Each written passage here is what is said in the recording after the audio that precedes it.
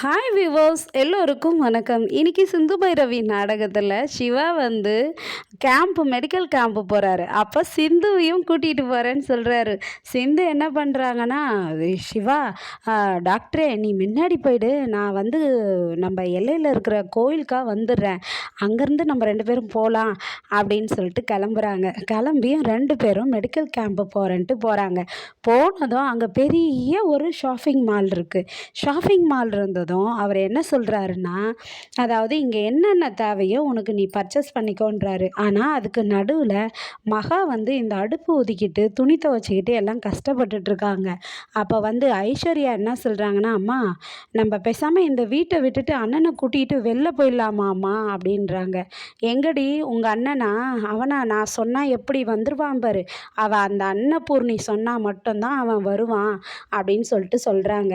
அம்மா என்னன்னு தெரிலம்மா, எங்கேன்னு தெரியலம்மா, இந்த சிந்து காலையிலேருந்து அவளை காணவே காணோம்மா அப்படின்றாங்க. எங்கடி? ஆமாண்டி, நான் கூட அவளை பார்க்கவே இல்லடி அப்படின்றாங்க. ஒருவேளை அந்த சிந்துவும் இது சிவா அண்ணன் கூட மெடிக்கல் கேம்ப்பு போயிருப்பாளோ அப்படின்னு பேசிக்கிறாங்க. தெரியலையேடி, மெடிக்கல் கேம்ப்பு தான் போயிருக்கிறாளா என்னன்னு தெரியலையே அப்படின்னு பேசிகிட்டே இருக்கும்போது சிந்து வந்து ஜாலியாக சிவா கூட என்ஜாய் பண்ணுறாங்க. பெரிய கடைங்க, ஷாப்பிங் மால். அந்த ஷாப்பிங் மாலுக்கு சிந்துவை கூப்பிட்டு வராரு. சிந்து, இங்கே உனக்கு என்னென்ன வேணுமோ எல்லாமே பர்ச்சேஸ் பண்ணிக்கோ, உனக்கு என்ன தேவையோ பண்ணிக்கோனா. டாக்டரு அப்போ நான் நிறைய பண்ணிக்கலாமா பர்ச்சேஸு அப்படின்றாங்க. கண்டிப்பாக என்ன தேவையோ பண்ணிக்கோ சிந்துன்னு சொல்கிறாரு. அப்போது சிந்து என்ன கேட்குறாங்கன்னா, டாக்டரு மண் சட்டி இருக்குமா இங்கேன்னு கேட்குறாங்க.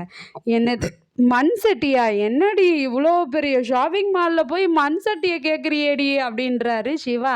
இல்லை டாக்டரே, உனக்கு மீன் குழம்பு வைக்கிறதுக்கு ஒரு மண் சட்டி, கருவாட்டு குழம்பு வைக்கிறதுக்கு ஒரு மண் சட்டி, அப்புறம் தண்ணி ஊற்றி வைக்கிறதுக்கு ஒரு மண் சட்டி வேணும் அப்படின்னு சொல்கிறாங்க.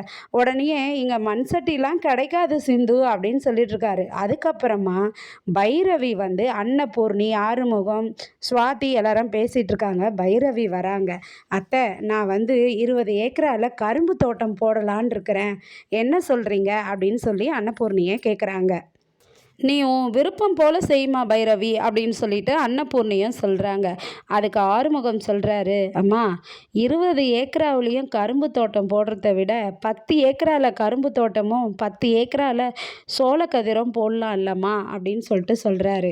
அதுக்கு பைரவி சொல்கிறாங்க, அத்தை இந்த ஊரில் எல்லாருமே சோளக்கதிர் தான் பயிர் வச்சுருக்காங்க, அதனால தான் நல்ல விளைச்சல் கிடைக்காம போயிடுமோன்னு சொல்லிட்டு தான் நான் 20 ஏக்கராலையும் கரும்பு தோட்டம் போடலாம், நல்ல லாபம் கிடைக்கும்ன்ட்டு சொல்கிறேன் அப்படின்னு சொல்லிட்டு பைரவி சொல்கிறாங்க. அதுக்கு ஆறுமுகம் சொல்கிறாரு, அம்மா 20 ஏக்கராலையும் கரும்பு தோட்டம் போட்டாக்கா விளைச்சல் எதனா சரியாக கிடைக்காம நஷ்டமாயிடுச்சுன்னா என்னம்மா பண்ணுறது, அதனால தான் இதில் பாதி அதில் பாதி போட்டால் ஒன்றுத்தில் இல்லைன்னா ஒன்றுத்தில் விளைச்சல் கிடைக்குமா அப்படின்னு சொல்கிறாரு.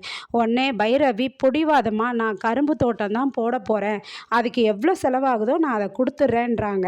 சுவாதி என்ன சொல்கிறாங்கன்னா, ஆறுமுகம் சொல்கிறபடியே கேட்கலாம் இல்லை பைரவின்றாங்க. அதாவது நீ போட்டு எதனா லாஸ் ஆயிடுச்சுன்னா அந்த கடன் எல்லாம் ஆறுமுகம் தலையில் தானே வெடியும் அப்படின்றாங்க. பைரவி அதுக்கு உண்டான கடன் எவ்வளோ லாஸ் ஆகுதோ அதுக்கு சேர்த்து நான் ஆறுமுகத்துக்கு கொடுத்துருவேன், ஆனால் அப்படி கொடுத்துட்டா ஆறுமுகம் வந்து எனக்கு டைவர்ஸ் நோட்டீஸில் கையெழுத்து போட்டு தரணும் அப்படின்னும் கேட்குறாங்க.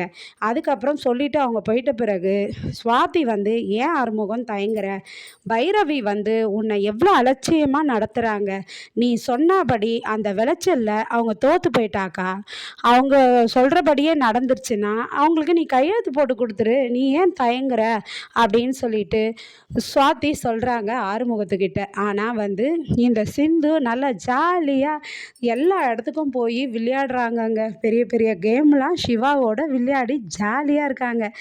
நாளைக்கு என்னென்னலாம் நடக்குதுன்னு காத்திருந்து வெயிட் பண்ணி தொடர்ந்து பார்ப்போம். நன்றி, பாய்.